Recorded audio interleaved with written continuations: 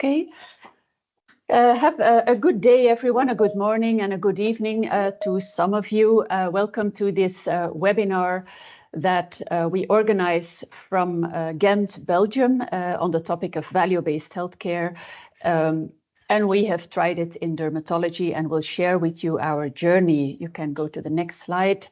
So we have a program for about an hour and a half, and by means of introduction, you can go to the next slide. Here are the eminent speakers of this webinar. Apart from myself, none of them is a dermatologist, which is already pointing out that value-based healthcare is a global topic with interest from many specialties. Next slide.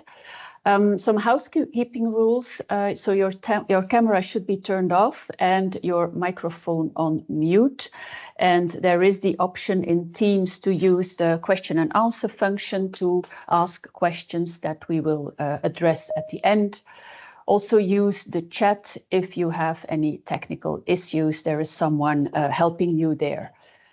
You all agree that this webinar is recorded, and so my name is Jo Lambert. I am an academic dermatologist, and I have a deep passion for chronic immune-mediated skin diseases and the organization of healthcare around these type of patients. Next slide.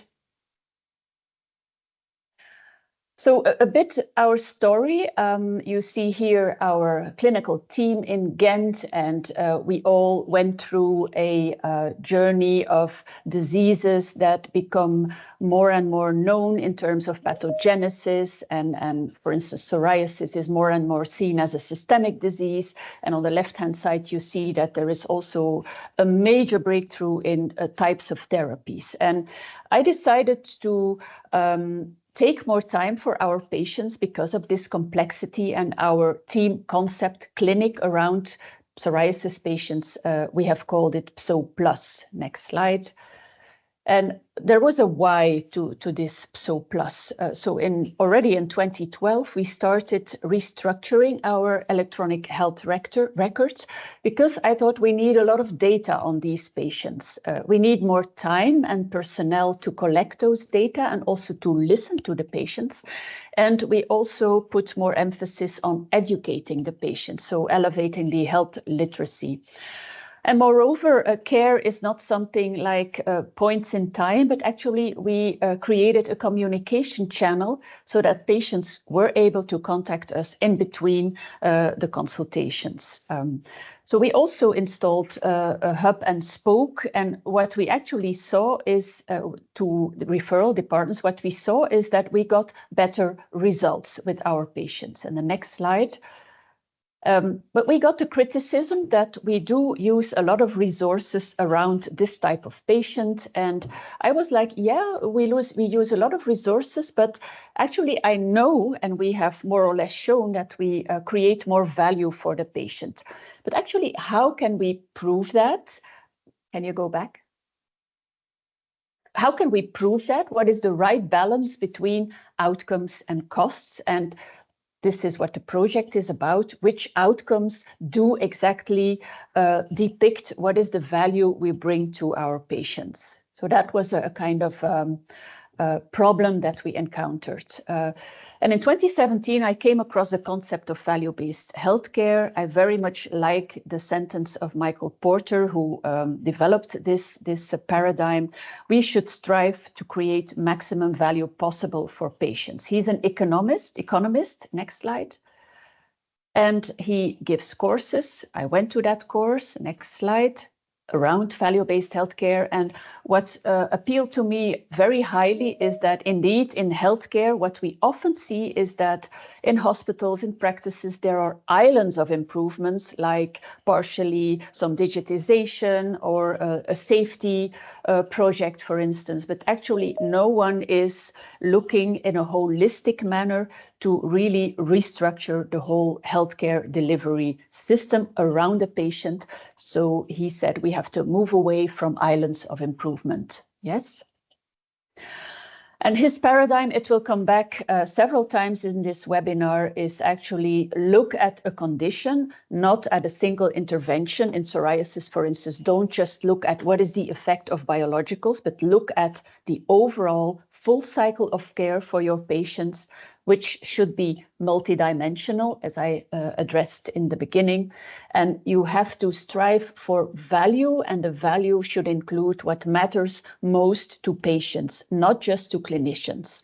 And this equation will come back, value equals outcomes that matter to patients, very important, in the reality of the cost of the resources that you have to deliver these outcomes. And the question is then how to design your healthcare delivery system. Next slide. Don't read this, but he also came up with the concept of how a multidisciplinary clinic, or actually a holistic clinic format, which he called an integrated practice unit. This will come back. And actually, PSO+ was a bit the beginning of an integrated practice unit. Next slide. And with my research team several years ago, actually in 2017, we started a research line addressing these strategic questions. Which set of outcome measures should we monitor in order to track the value we bring for psoriasis patients? How should we optimize our PSO+ integrated practice unit? But then also, what is the cost, the true cost of delivering the care in the manner that we are delivering it? And how, in the end, can we demonstrate superior value, which equals the outcomes actually, and then also how to build an agreement with the social security partners for preparing a pilot. We would like to prove that working in a value-based healthcare manner is actually better than the current standard of care. This is the team I have had the pleasure working with over the last years, all young people, postdocs and PhDs. And we have worked a lot. You might know our publications on a value outcome set, which is very central in what we are starting with now. And we call it a psoriasis value outcome set, which is actually the first time that you see it here, 21 outcomes that are measured with validated instruments, which are in the outer circle. And of course, this work would not have been possible without a lot of preparatory work from numerous groups of methodologists in dermatology, not to mention, or to mention a few, IDEOM, C3. So many organizations have worked on very reliable instruments to measure domains in dermatology, and we are very grateful for that. So by means of this introduction to value-based healthcare, I hand over the word to Professor Paul van der Nat from the Netherlands, and I believe he will introduce himself. Thank you. Yes, thank you, Jo, for your presentation and the introduction. So thank you for the invitation to speak here on value-based healthcare. So I'm a professor on value-based healthcare. I do that for part of the week at Radboud University Hospital. I think it's on the next slide, but so professor at Radboud University Hospital in the Netherlands, in Nijmegen, which is where I'm located right now. But I'm also affiliated with Santion, which is a group of hospitals. I will mention it briefly later. And St. Antonius Hospital is part of that group. And value-based healthcare is really at the core of what defines Santion. And I'm involved in the implementation of value-based healthcare. So let's go to the basics, really, of the why of value-based healthcare. I've been asked to present really an introduction to value-based healthcare, and the title of my presentation is Value-based Healthcare, Dream or Reality? And I hope to show you that we're moving from a dream to a reality. So there are, I think, fundamental flaws in our healthcare system right now, in our healthcare systems all over the world, and there's a more of them than I list here, but the most important ones that strike me and have amazed me in the last years is, first of all, that we are kind of blind. We're blindfolded. We try to deliver a high quality of care, but we didn't have, and to a certain extent, still don't have good insights in this quality of care. Definitely not in the outcomes of care. So how can you improve and deliver good care if you're blindfolded? Then second, there's a serious problem with the fact that we are actually getting paid for the volume of care that we deliver. I see the problems with this every day, that we are stimulated to deliver more care instead of deliver high quality of care. This is a huge problem for the sustainability of the healthcare system, but also really for the quality of the healthcare system. And last but not least, we have been accomplishing, I think, in the last decades, if not more, a lot in healthcare by specializing healthcare, by becoming better at specific specialties, subspecialties. However, a problem with that is that healthcare is becoming fragmented. You have specialists that work on islands, and a lot an important part of healthcare, the quality of healthcare, is determined by the quality of the cooperation between these islands. I will go into that a little bit more in my presentation. So Jo already mentioned the introduction of value-based healthcare. It was actually introduced in 2006 by Michael Porter and Elizabeth Theisberg. There's two main publications on value-based healthcare. On the left, you see the book. It's quite a large piece of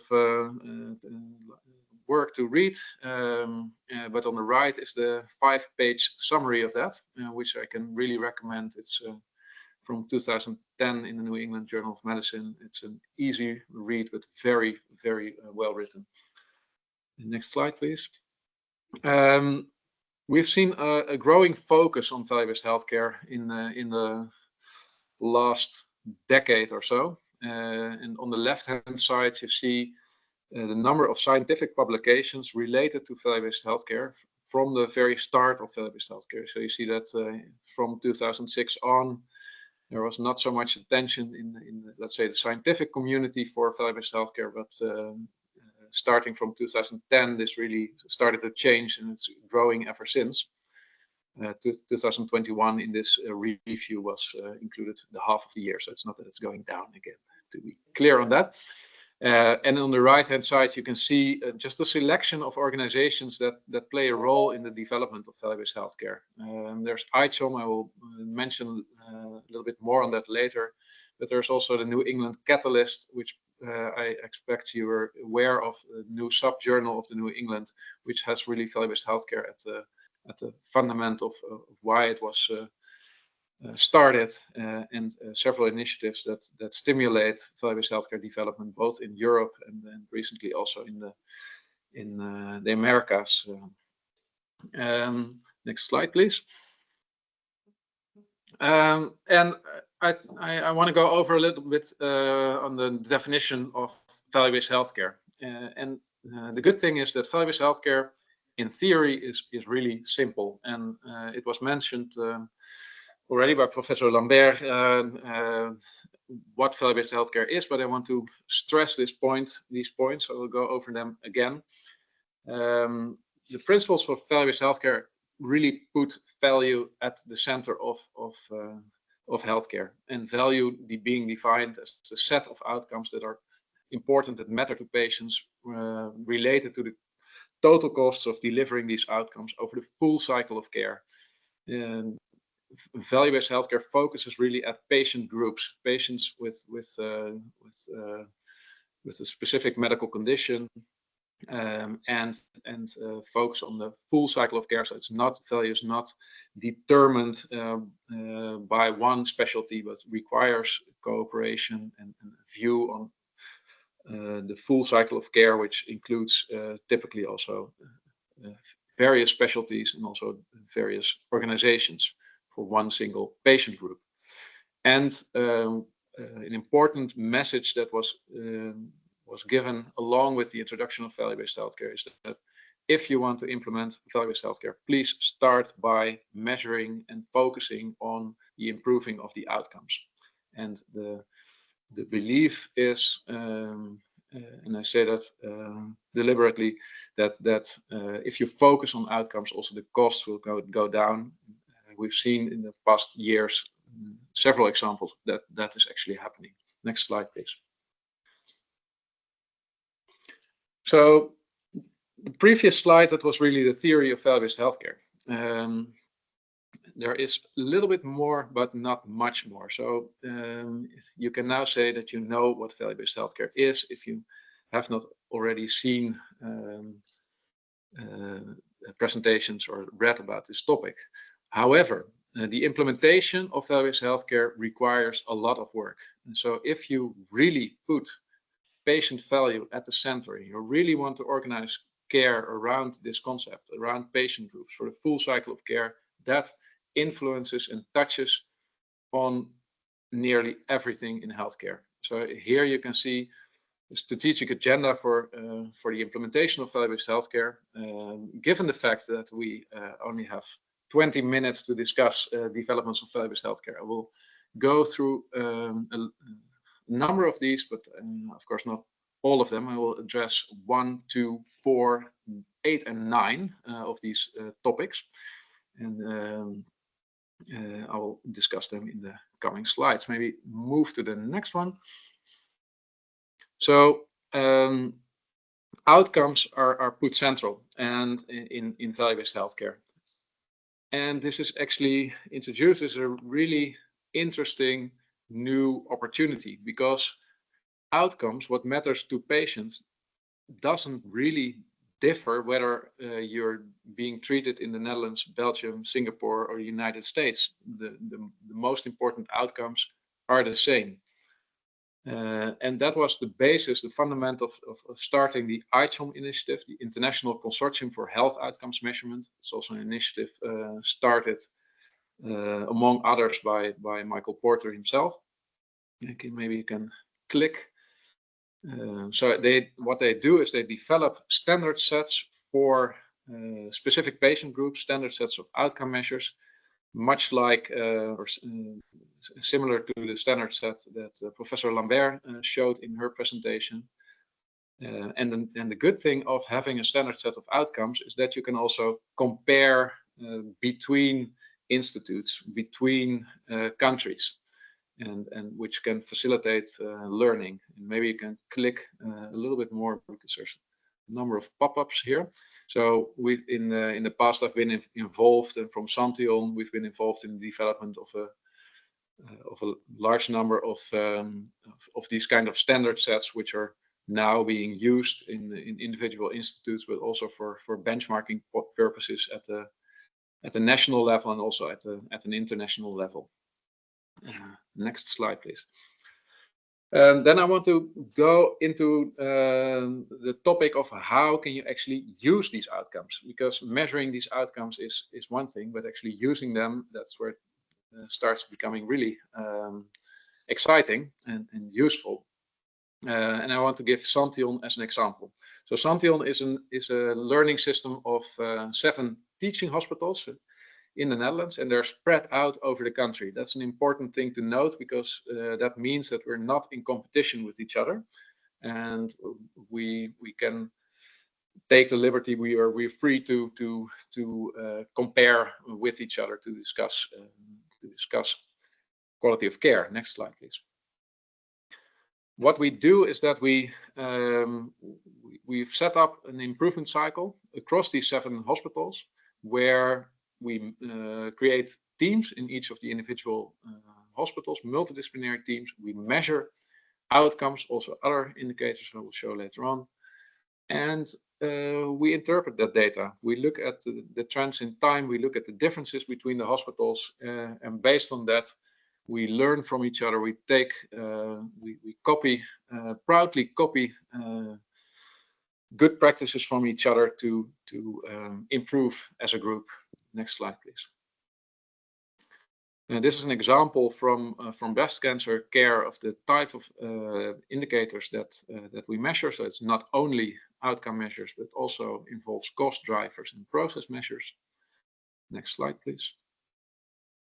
And we do that for 16 medical conditions. So here you can see this list of medical conditions, and for each of these medical conditions, we have multidisciplinary teams in each of the hospitals. Next slide, please. Yeah, so and if you want to read more on the details of how we've set this program up and what results have come out, we've recently published in the New England Catalyst a publication in going in depth. I want to step back a little bit and move to the organization of care. So what Porter has said is you have to reorganize care, so also restructure how you're organized. And the reason is, as I mentioned already on my first slide, is that I'm personally convinced that patients actually suffer from the fact that care is fragmented, which you can see on this, in the pictures here as well. Patients are going from one to another discipline, and it's organized around these disciplines and not around the patient. Next slide, please.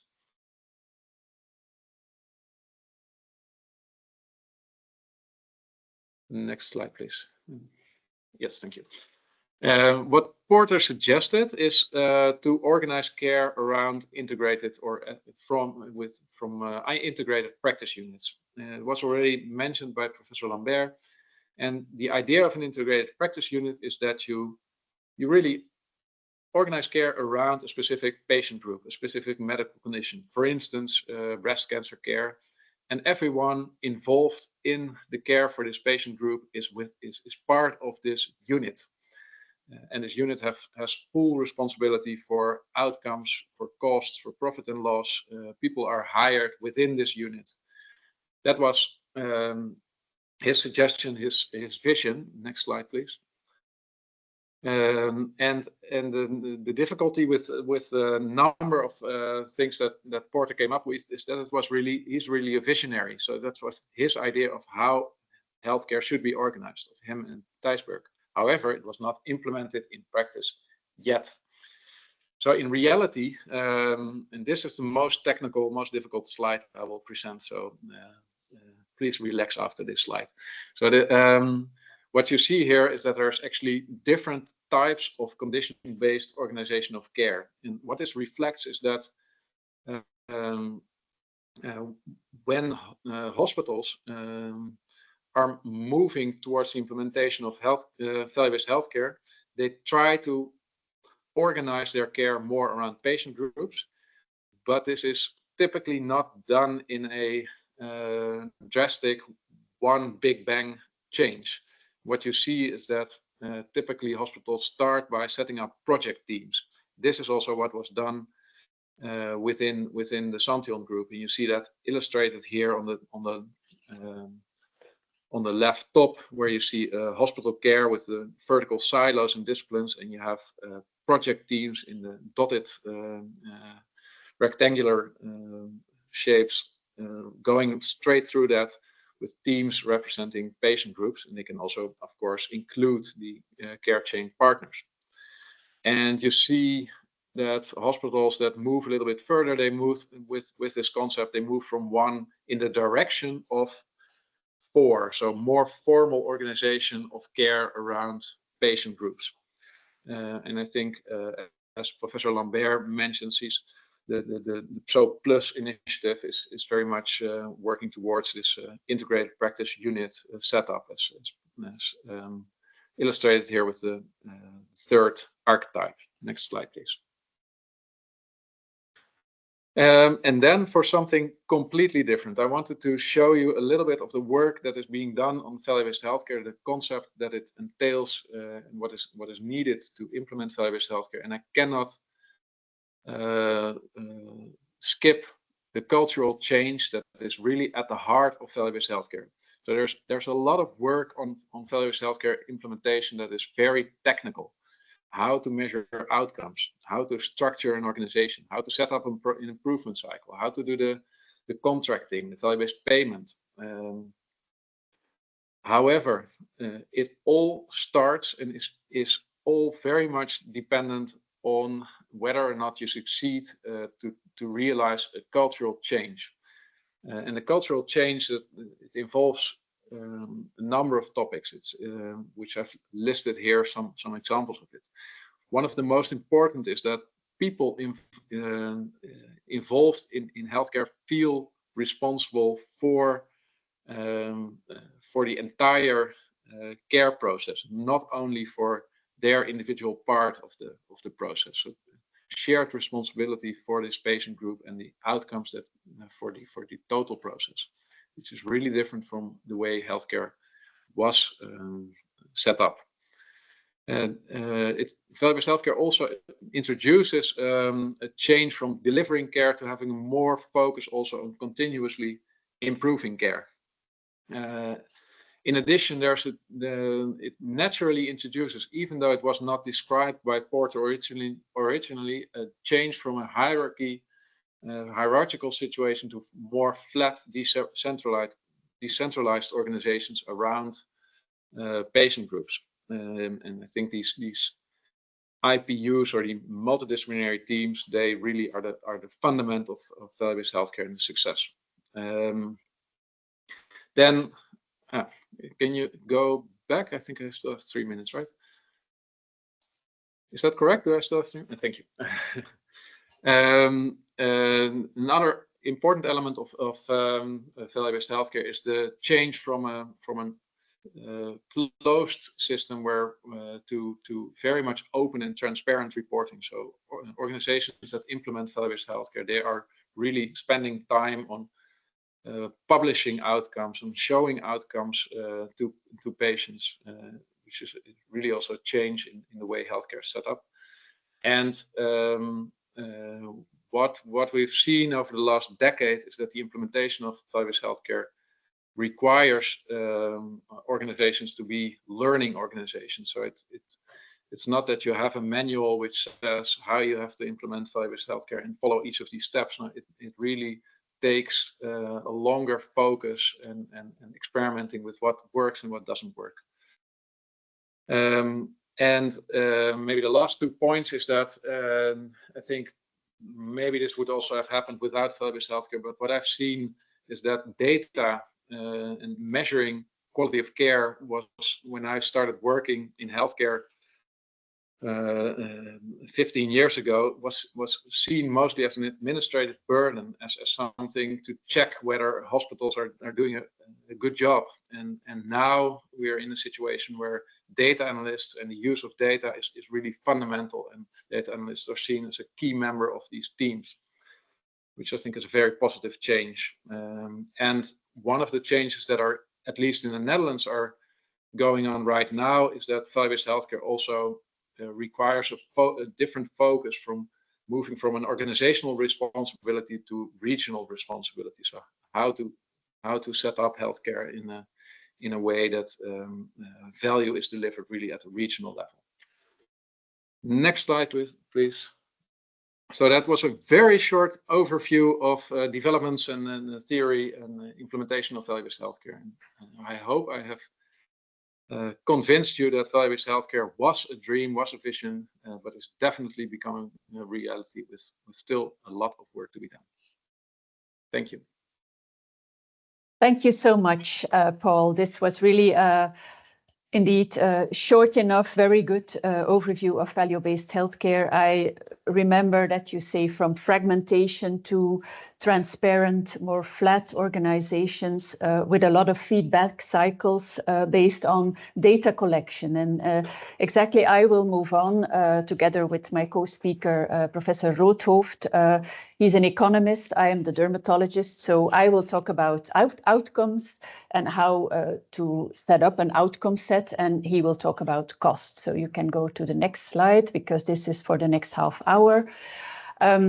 I believe this slide you have seen a lot, but what I will talk about is how the Porter paradigm advises to come up with outcomes and an outcome set. So remember, we had SO+ in 2012. We moved to using more resources. And in the end, I wanted to measure value.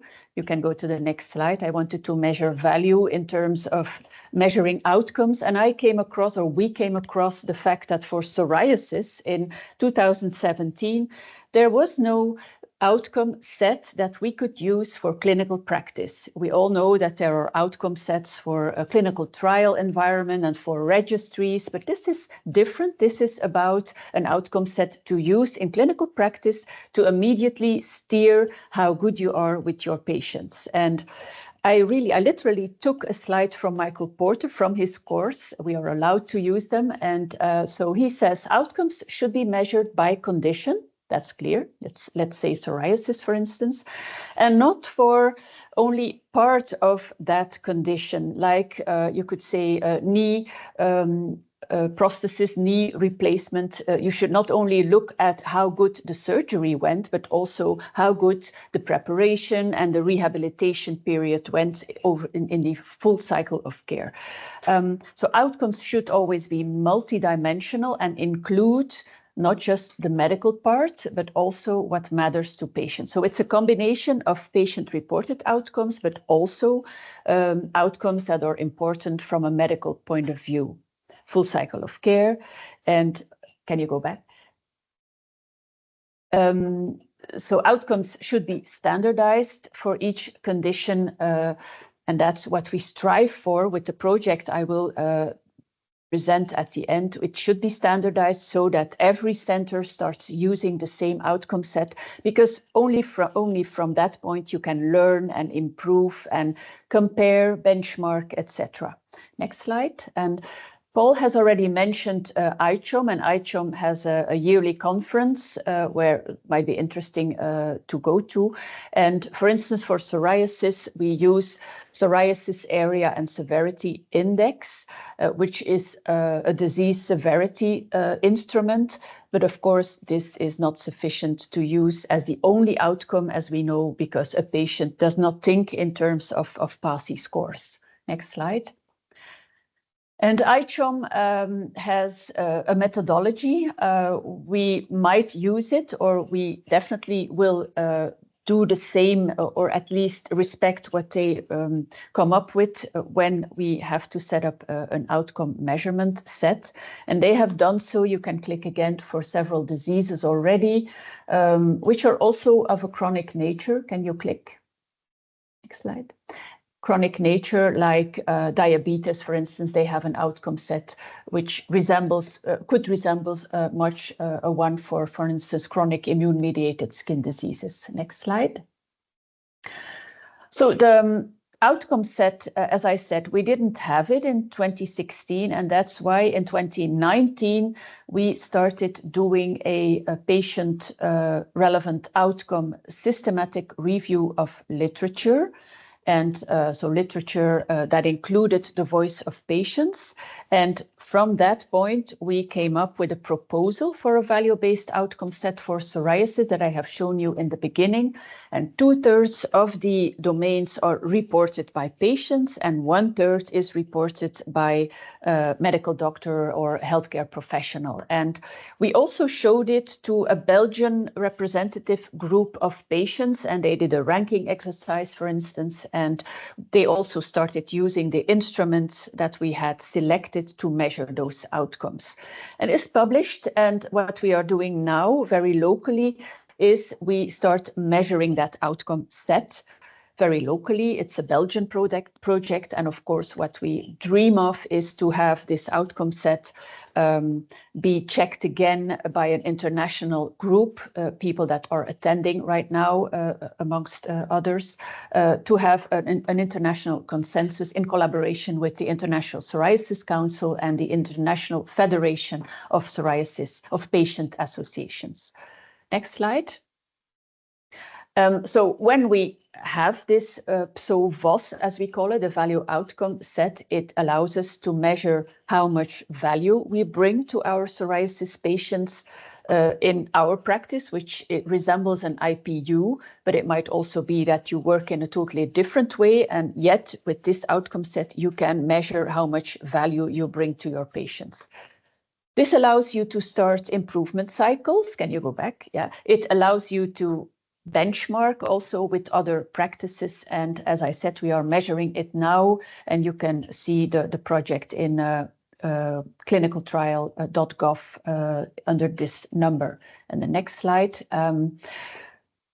So I will not talk about cost. This is for the next speaker. I will hand over the word in a minute to Philip Roodhoofd, but I hope you see that an outcome set is multidimensional. It covers several domains that are important in a disease. In detail, I didn't show, but it also is about how good is your working capacity? Are you happy with the communication you have with your healthcare provider? Are you happy with the result the drug has given you? So it's really multidimensional. It's also, for instance, about are your comorbidities under control? So that's the whole process we went through, and iChum is providing a manner of how you should approach that, and we have more or less followed their methodology and published it. So, Philip, measure costs. I will hand it over to you. Actually, you have to measure cost, the true cost of the investment you put in order to have the results with the type of care you are giving. But I hand over to you.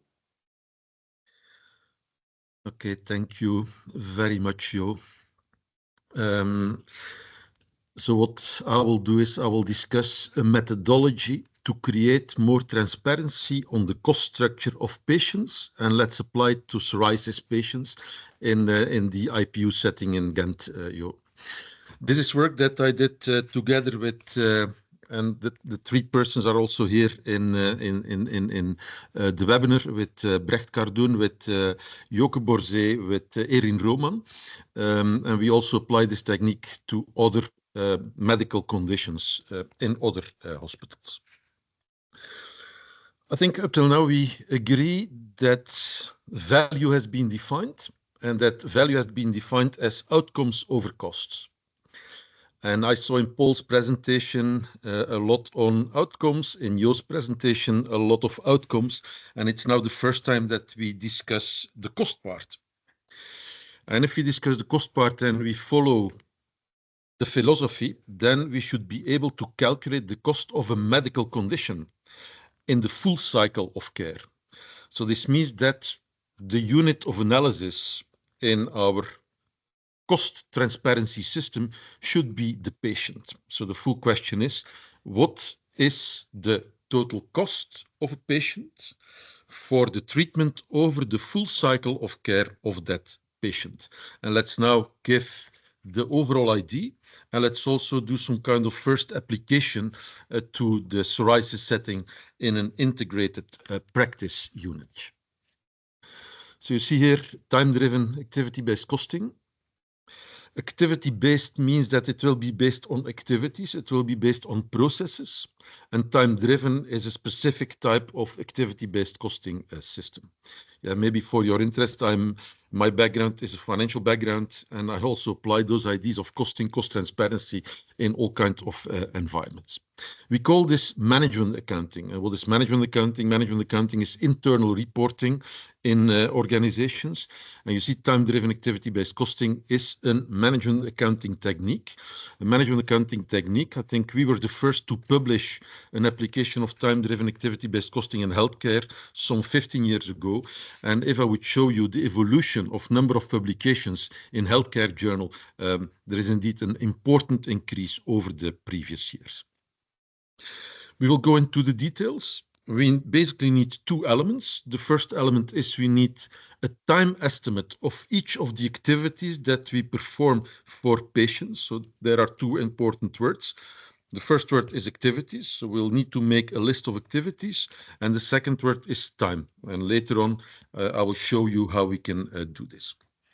The second part is that we use different resources. So you see there the word cost per time unit per resource, and we will use different resources. What are the different resources? The medical doctors, the nurses, the administration, and so on and so on. It could be people resources, could also be machines that are used, equipment that's used. It could be a building that's used, and we call that resources. And what we need is we need to have a cost per time unit. And there you already see we have a time estimate per activity. We multiply with the cost per time unit, and this will give us the cost for that activity for that specific patient.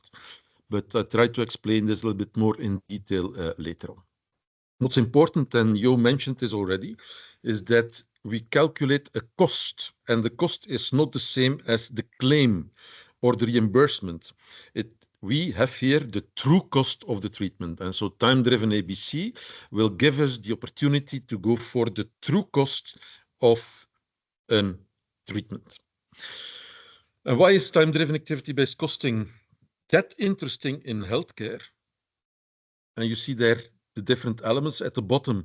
You already see that it's recommended in the framework, the framework, Porter's framework, and Bob Kaplan, emeritus Harvard Business School professor, also in this field of managerial accounting, managerial reporting, was working together with Porter to do the cost part, and they recommend to use the time-driven activity-based costing. Why? Because you can capture complex processes with this. And we will see this in a moment. We will need process maps, and I will show you an example of a process map in the IPU on psoriasis. It will be less difficult to update than other methods. And what will be important, because the unit of analysis is the patient, this means that we need to be able to define, to calculate the cost for every patient. And of course, there are differences between patients, and those differences between the patients should come out also of the analysis. And this is done technically by what is called time estimates and basically time equations that will be shown in a minute in the framework. So remember the two steps. We need in step number 1 the time estimate of the activity, and then in step number 2 we need to define the cost per time unit per resource. And when we go to the next slide, this slide will discuss step number 1. And step number 1 is we make a list of activities. We make a list of activities, and we call this a process map.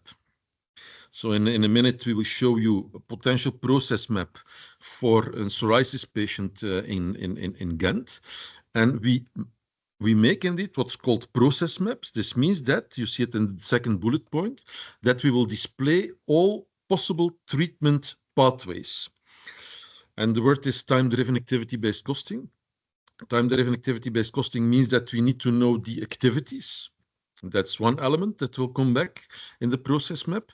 The second thing that we need to know which resources are involved in those different activities. So that's a second element.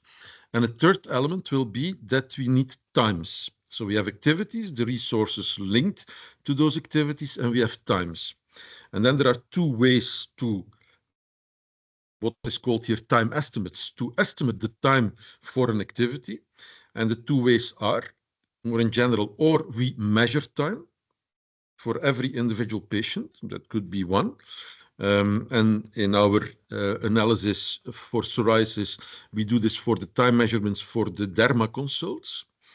And the second possibility is that we have interviews with healthcare providers, and that those healthcare providers, they give us, based upon their own estimate, the time estimate. So those are the two, and the two are coming back in our study. And you see direct observations are done for the derma consults with time measures, and then for other parts, for example, referral consults, interviews have been done with the healthcare providers to come up with time estimates. And all this leads, remember, step number 1, we need to have times for each of the activities done by a patient. This leads to, I think, an important visual on the next slide. That is a visual on what is called the process map.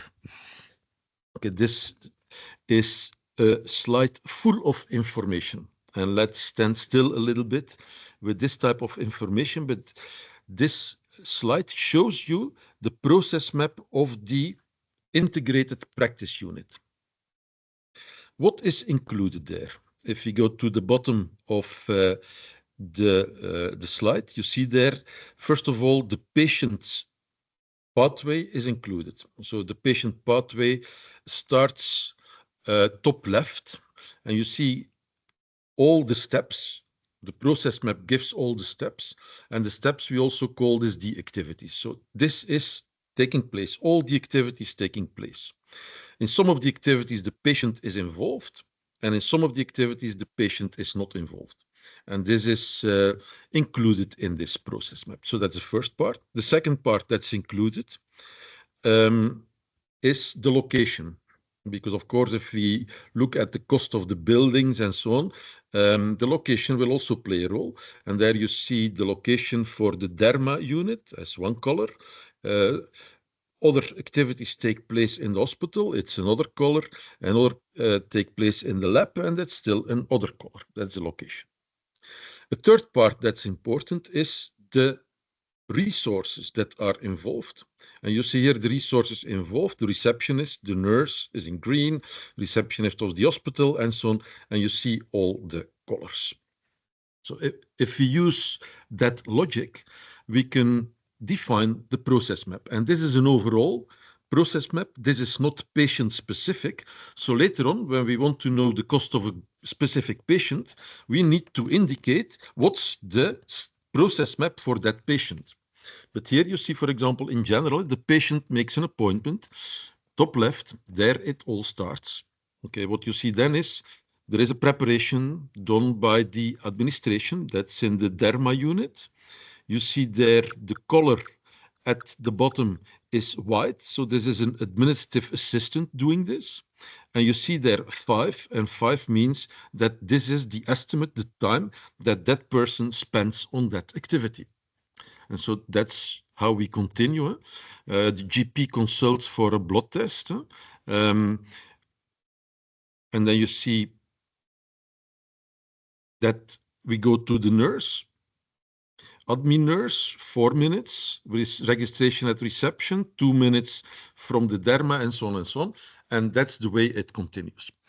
Okay, then you see, and then we go to the nurse and the medical doctor. Is this a new patient? Yes or no? Because the times will be different. Okay, the nurse consults, the medical doctor consults, and we continue. We continue, and the question, of course, is, will there be a follow-up consult? You are already now at the bottom right, and there you see, okay, will there be a follow-up? Yes or no? End of the patient pathway. But of course, it could be that there is also a blood test. This was at, and then we go to the next step. If there is an additional test and the doctor, after the consult, says, okay, you need to have a biological setup, you need to go to the blood draw, the checkout of the reception. And so that's the way we look at differences between patients. You see, for example, top at the right, you see there an activity, the course to self-administer.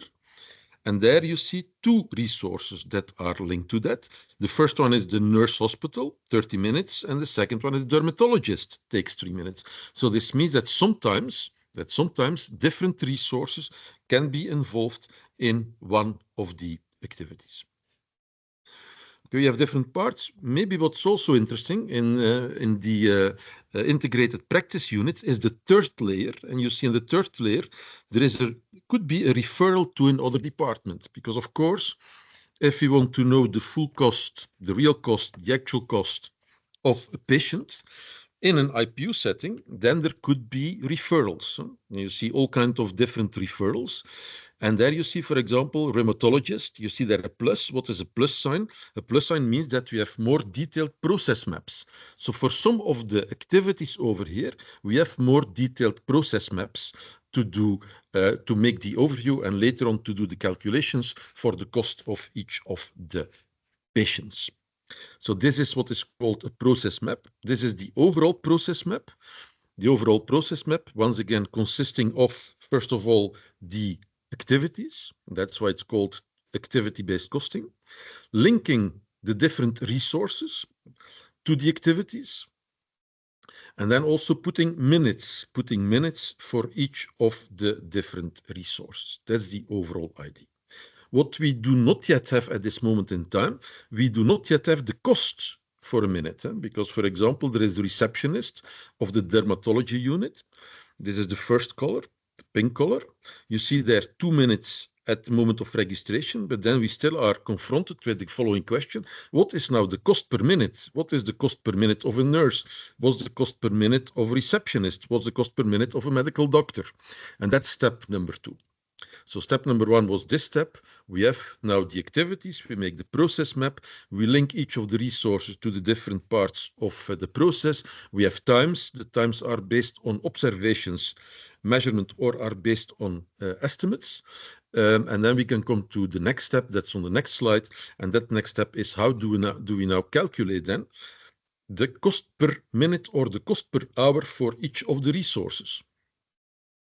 You see, this is the overall idea, the idea of what is called a capacity cost rate. A capacity cost rate where for each of the resources, we look at the annual cost. So that's the first part. We have the annual cost.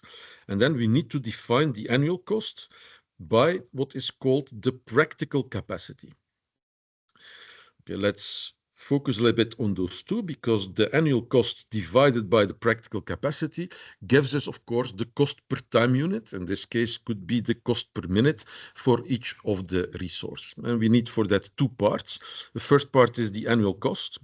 So all those costs will come from the financial department. For personnel would mean salary cost. We have for machinery could mean depreciation cost and maintenance cost. And so we need to do this for each of the resources used. But of course, the financial department knows this. Cost and cost calculation is something that already exists for so many years, and they all have this in their systems. That's the annual cost or the monthly cost, whatever. And then you have what is called the practical capacity. And that's also a very important notion. What is the practical capacity? So each of the resources has a practical capacity. For example, take the personnel. When we look at the annual cost, then also the question is, what's now the annual practical capacity for those employees, for those people, for the medical doctors, for the nurses, and we call that practical capacity. And practical capacity is potential capacity, is available capacity. One of the approximations to calculate this is that you look at the theoretical capacity. 220 days, for example, a year, 8 hours a day is 1,760. And then we take, for example, 85%, because we all agree that no one can be 100% fully available, because the overall part is called the theoretical capacity, and we move from theoretical capacity to practical capacity, available capacity, potential capacity. And so what we have then, an annual cost divided by the practical capacity, gives us a cost per minute for each of the resources. And when we multiply this cost per minute for each of the resources with the number of minutes that was indicated in the process map, it's not too difficult anymore to come up with calculations.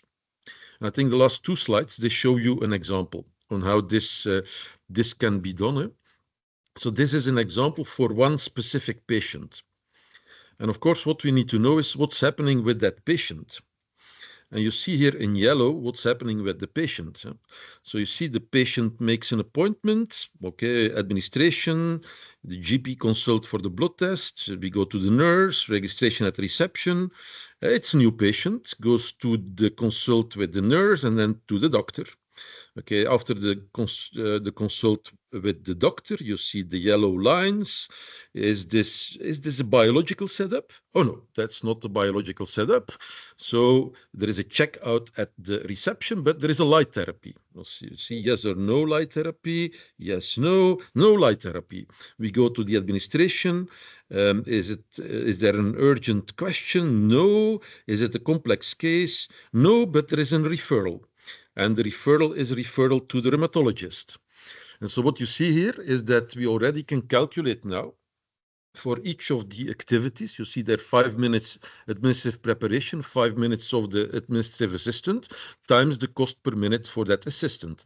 And we sum up, so we multiply the time durations with the cost per minute, the capacity cost rate.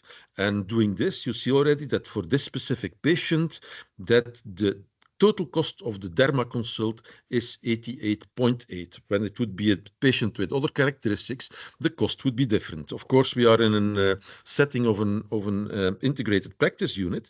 So this means that there is also this referral to the rheumatologist. So this also means that we need to go now to the specific, because there is a plus there, that we have a more detailed map for the rheumatologist, and that we need to add the cost of the rheumatologist to the cost of the derma consultants. That's what you will see on the final slide of this presentation, that we go to the, you see, the referral consult with the rheumatologist.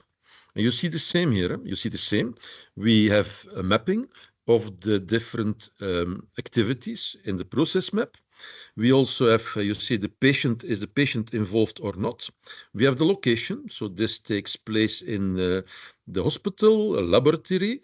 Then we go to radiology. And we follow the path of the patient, registration at reception.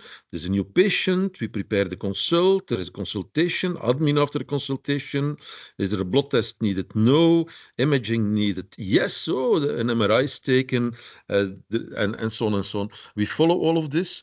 We have even details for the MRI that I could show you later on, but I hope that you see now the whole idea. And this means that with those process maps, and with those cost per minutes, for every individual patient, we can calculate the cost, whatever the characteristics of the patient are. And that's what we said. That's the interesting thing in time-driven activity-based costing, that this variability in cost structures between patients, because of those process maps, can be rather easily defined. We also said update. For example, assume that the preparation of the consultation here 10 minutes, you could improve the process, and process improvements would tell you it's only 8 minutes, then it's easily to calculate the impact of process improvements. That's why also process improvements are clearly linked to this technique, the time-driven activity-based costing technique. And so you started with the outcomes. Okay, we have outcomes, we have for each of the patients. This means that now we have costs for each of the patients. And then, of course, we can link the outcomes for the patients to the costs of the different patients and ask ourselves, how can we now create more value for our patients during the full cycle of care? So, this was my story, adding to your story on the outcomes. You're muted, you. You're muted. You are muted. Yes, thank you, Philip. Very nicely explained. So the combination outcomes and costs. I hand over to Emma, who will introduce the two next parts. Thank you. Okay, also thank you from my side, Professor Roodhoof, for your inspiring talk. Once again, if you have questions, please put them in the Q&A and they will be answered later. Now we move to from theory to practice, and it's time to introduce our next speaker, Professor Willem Jan Bos.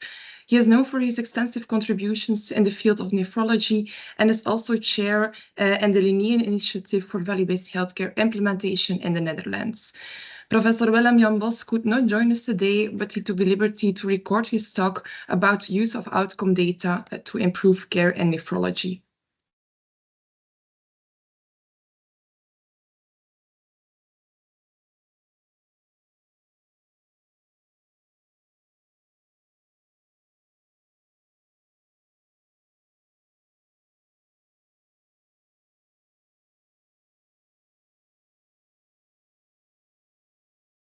Excuse me, Rani, we do not hear Professor Willem Jan Bos speak.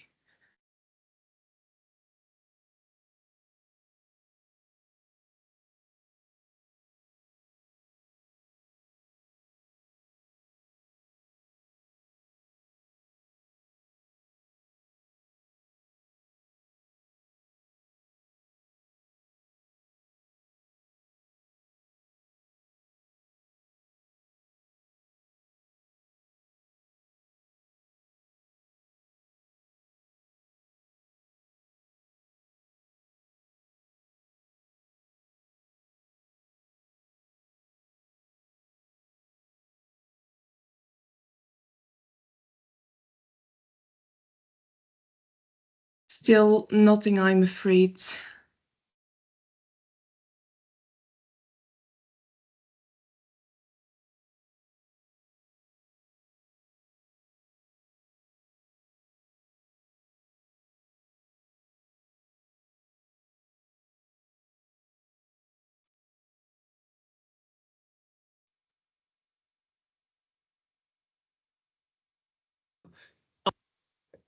Good Yeah. morning. This is Willem Yes, Jan now Bos it's okay. speaking to introduce myself.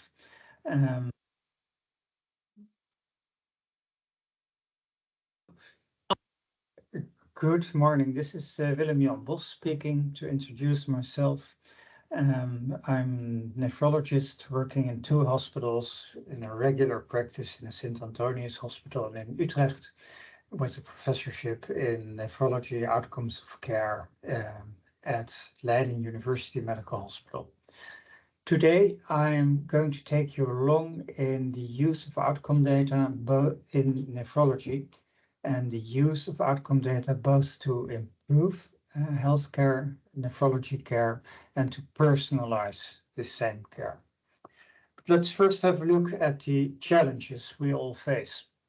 You know, the population is aging, and you see here the Dutch population in 1980, 2020, and 2000, a projection of 2060. And what you see is that the summit is getting broader and broader, broad peak. If you look at the implication, we all know the financial implications that healthcare will be more expensive, but we might also need more manpower. In the 80s, only 1 out of 12 workers in the workforce worked in healthcare. Currently, it's 2 out of 12 or 1 out of 6 people in the workforce working in healthcare. And if we don't change the way we organize care, we will need 4 out of 12 or 1 out of 3 persons working in healthcare. That's unsustainable. We need teachers, we need technicians, we need soldiers, we need bank employees, we need other people as well. We can't all work in healthcare. So how to face this challenge? The Dutch healthcare partners, all parties, the government, but also the hospitals, the professionals, the healthcare insurance companies, primary care, all agreed upon an integral healthcare agreement, agreed upon at the end of 2022 and currently being implemented, or we are starting to implement it. The aim is to reduce the increasing demand for manpower, to contain costs, to improve, on the other side, patient-centeredness, passende zorg, fitting care, and also to pay attention to prevention in order to prevent regular care.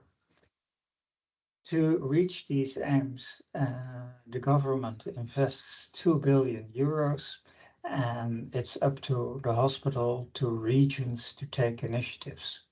What kind of initiatives?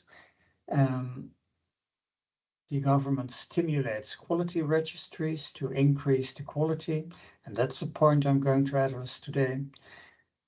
We hope to do the right things, and doing things right. It's another point I'm going to address today. And we hope to personalize care. Third point I'm going to address today. So how can we improve outcomes? I personally believe very strongly in feedback, and I'm going to share a very personal experience. This is my iPhone in 2018, but it didn't look how many steps I set per day. Next year, I started looking. I got feedback from my iPhone, and looks what's happening. The number of steps increases dramatically, probably due to feedback, short cyclical feedback. And I would like to ask you all to take a moment and think whether you get feedback on the quality of care you're delivering. Do you get in your regular practice feedback which helps you to improve the quality? Most of us don't. And one area in the Netherlands where people do get feedback is in nephrology. There are other initiatives, for example, in colon surgery, DICA. And in nephrology, we have a long-standing registration and an increasing number of outcomes which are being registered. And each center gets feedback every year in a quality benchmark, which is connected to quality visitations. Every 3 or 4 years, every dialysis center, every hospital in the country is visited. And we share the best practices. And on the right side, you see a graph where you see the mean performance of the people on home dialysis, something we consider to be good. You see the P5 and the P95 confidence intervals, and those centers above the P5 are the good examples. What did they do? How did they reach it? And the other centers down below get at equality visitations the question, how are you going to improve? And did it work? Yes, we think it works. And I'm going to take you along with some data. First, on the lower left panel, you see that the survival on dialysis increased. Here you see the survival increasing in the past 20 years from 80% to 90%. In other words, the mortality decreased from 20% per year, 1 out of 5 patients, to 10%, 1 out of 10 patients every year. The population is aging, and despite the aging and the doubling of the survival, you don't see in the middle panel, middle lower panel, any increase in the total number of dialysis patients. How can that be?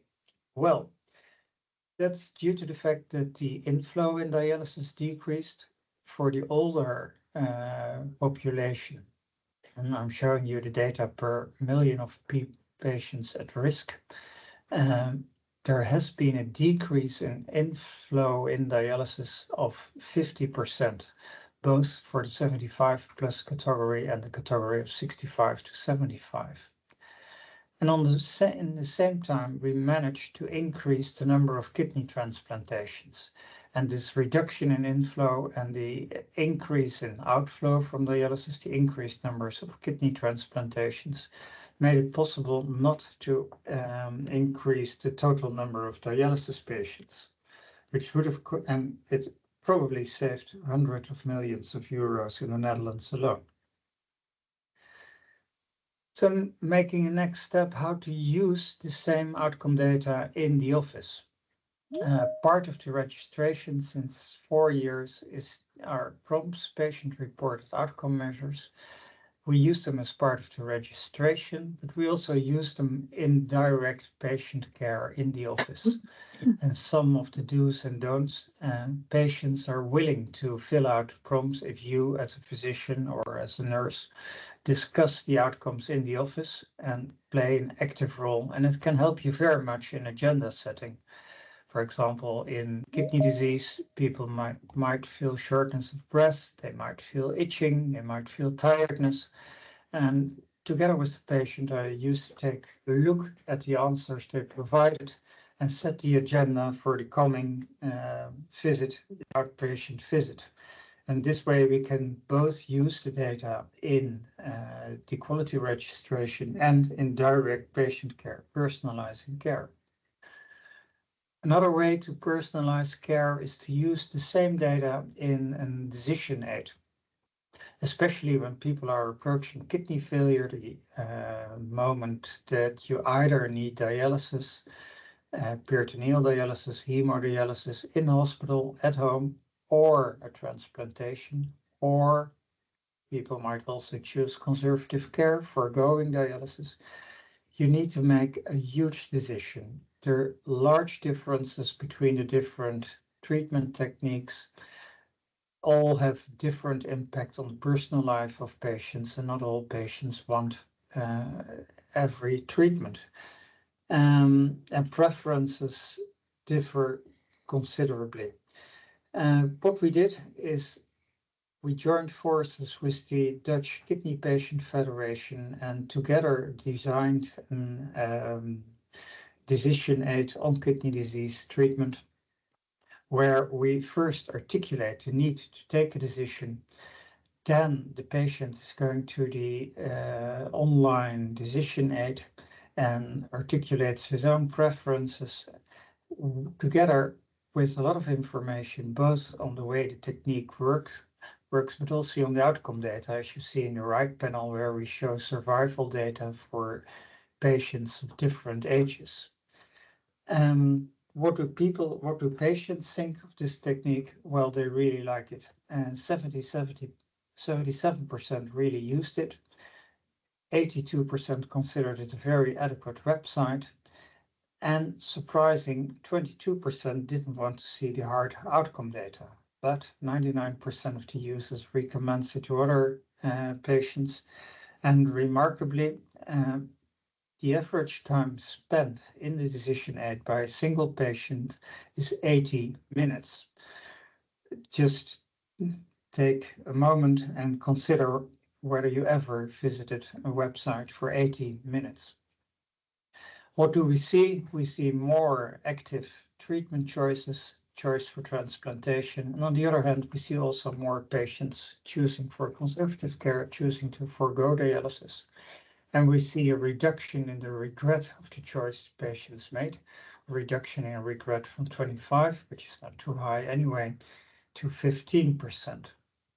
And that brings me to the end of this presentation, and I would like to finish with a very broad notion that value-based healthcare helps us to fulfill the promise we all make at the end of our study. When we graduate, we promise that we will put patient interests first. We promise that we will listen and inform our patients. We promise to promote knowledge, to be open and testable, and we also promise on a macro level to promote access to healthcare. And in my opinion, my experience, value-based healthcare is the only way of thinking which helps you to achieve all these goals in one technique. Thank you for your attention. Okay, we know that Professor Willem-Jan Bos could not join us today, but if you have any question, please put them in the Q&A and we will make sure they will be answered by him. Now it's time to introduce our last speaker, Dr. Anna Edges. She is an industrial engineer and an expert in the field of healthcare management and policy in Brazil, and also in time-driven activity-based costing. Today, she will be sharing her insights on value-based healthcare and give you some practical examples of how to redesign healthcare all over the globe. Let's give a warm welcome to Anna Edges. Thank you, Emma. Thank you, Professor Lambert, for having me today. It's a pleasure to talk about a little of the experiences we have developed in implementing value-based healthcare projects in Brazil, in the US, and a few cases in the European zone also. Good morning, good afternoon. Please, the next slide. You already introduced me, just very quick. I'm a professor at the university here and also works a lot with consulting and research projects in health economics, health policy, and consequently value-based healthcare. The next, please. The previous professors already talked about the problem, but I would like to start my class today emphasizing that what we are doing here when we are implementing value-based healthcare projects is trying to really use better the resources available. And everything started by really observing that the US, the country that spends more money per capita, is not the best example about populational health. And this is what makes us to really rethink how to deliver care in the healthcare systems. And at the end of 1 year, at the end of the day, we really transform the money you have available in better health outcomes, in better populational health is what we are really looking for. The next, please. Trying to understand the size of the problem. Last year, we measured in the US the variability in stroke payments across the country. And this is what we were able to really point out by using only CMS data, so really considering only Medicare and Medicaid data. We evaluated data from more than 200,000 people, and we can see that the variability for the mean payment per patient across the US states vary around 500%. So variability in costs, payment, outcomes is something that we are always trying to minimize in these value-based healthcare projects. And studies as this one demonstrate us that we have a long journey and we really need to do much better in how to pay for healthcare and how to really use the data you have available and create a more effective healthcare system. The next, please. With this in mind, one more, please. We have really exploring a little more what value really mean. And I know that my colleagues here today already talked a little about that and introduced the concept, but I really like to have this idea that at the end of the day, we are impacting population health. And we need to do it with financial accountability, is what we have in mind as the main output. And to make it, it starts in a very bottom-up perspective. We need strategic leadership. We need these leaders investing in having technology to measure accurate data, because only by having accurate data we can change the history and have more effective agreements. We can really reduce the variability in costs, payments, and outcomes, and we can increase access to technology, to specialized care to the population, and impact population health, really generate a social impact with financial accountability. The next, please. With this in mind, we have done several projects, and what I would like to share today is how are you doing and how can we have a few experiences to inspire other countries, other groups to develop value-based healthcare initiatives. Please, the next one. The first one I have here is again in the stroke field, but is a project we created in Brazil with 3 different centers, and we worked with a strong leadership. We worked with the National Network for Stroke, and what we developed is available at the New England Catalyst, but we created an analytical dashboard that contains action outcomes, TDBC costs, and allow neurologists and financial managers from hospitals to manage the stroke care pathway in real time with real world data. So these kind of things are very useful to introduce value-based reimbursement strategies that are really using real world data of outcomes and costs to establish more fair agreements between providers and payers. Please, the next one. Another example is also in Brazil. We worked to redesign the radiotherapy for prostate cancer here in the south of Brazil. And our idea was to identify the variability across the main centers that offer the service to Rio Grande do Sul, is a state in the south of Brazil, and also to measure costs. And one of the very bad information we generated with this study is the mean length of time that patients spend to start the treatment. That is here in the slide. In average, we have more than 300 days of waiting list between diagnosis and the treatment start. And what we did during this project was to really point out 12 strategies that could be done by policymakers, physicians, hospitals to change this history. The next one, please. It was created in a very design approach methodology using design thinking methods and put together clinicians, policymakers, patients, researchers as us, and we categorized 12 strategies that could impact patient experience and how is the feasibility to implement those strategies. And we identified if these strategies will impact communication systems or procedures, and at the end we will really contribute to reduce the length of time waiting between diagnosis and treatment starts. And the strategies here are involving to integrate data sets and in our public healthcare system, and also to communicate much better with patients for they they get updated about the session of radiotherapy that they are being submitted. This is something simple, but sometimes patients are arriving every day at the hospital for a new radiotherapy session, and they don't know how many more they need and what is the session they are doing today. And this causes a bad experience during the treatment process. The next, please. Also in Brazil, we have worked a lot with projects for established integrated practical units. This concept was already introduced by the first class here today.